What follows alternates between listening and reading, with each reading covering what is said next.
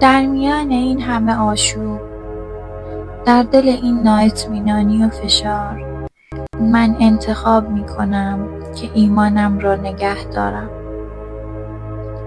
شکرگزاری برای نفس‌هایی که هنوز جاری‌اند، برای قلبی که با وجود خستگی هنوز می‌تپد،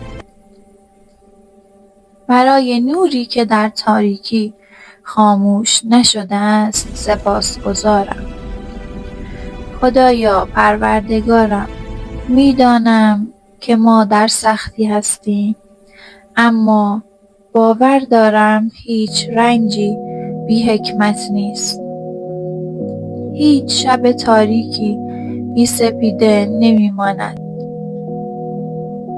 شکرگزارم برای قدرت پنهانی که درون ما گذاشته‌ای، قدرت ایستادن، قدرت صبر، قدرت ادامه دادن وقتی همه چیز سخت است.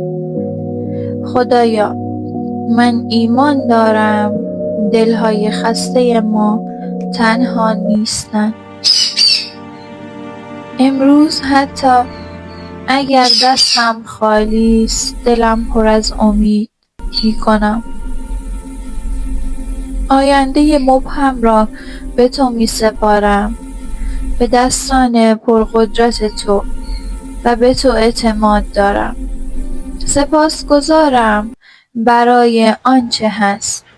سپاسگزارم برای آنچه در راه است، برای نوری که در دل ما زنده است. من ایمان دارم ایران من آباد می شود. من اعلام می کنم ایران من آزاد و با اقتدار است.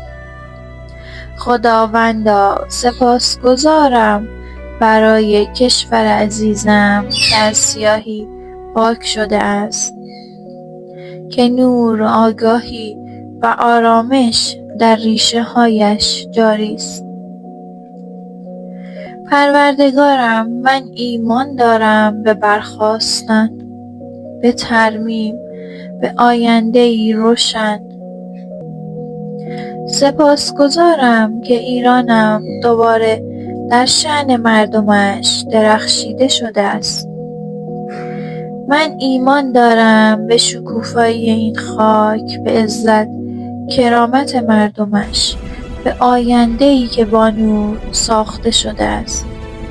سرزمینی سرشار از فراوانی، دلهای بیدار، سرزمینی سرشار از آگاهی، زیبایی و ثروت. ایمان کامل دارم و سپاسگزارم ما را لایق این ثروت و فراوانی قرار داده‌ای.